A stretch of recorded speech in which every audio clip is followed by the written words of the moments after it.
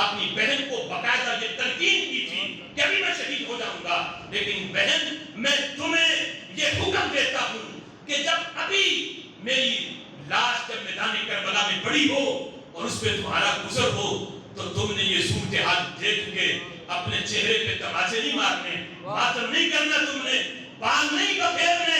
یہ تعلیم ہے ہمارے نانا جی کی۔ ہم میدان کربلا میں اسی دین کو بچانے کے لیے تو نکلے ہیں۔ اگر یہی چیزیں ہمارے گھر میں ہو جائیں تو پھر کون ہمیں کہے گا کہ ہم نے رسول اللہ کے دین کو بچایا؟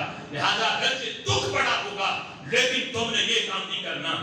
آج حسینی کردار اور محبت حسین کا دعویٰ کرنے والے یہ کام کریں تو انہیں حضرت امام حسین کا وہ خطبہ بھی یاد رکھنا چاہیے کہ یہ ماتم والا اور یہ پیٹنے والا اور یہ اس قسم کی چیزیں یہ ہرگز حسینیت نہیں، یہ کردار تو یزید کا ہے۔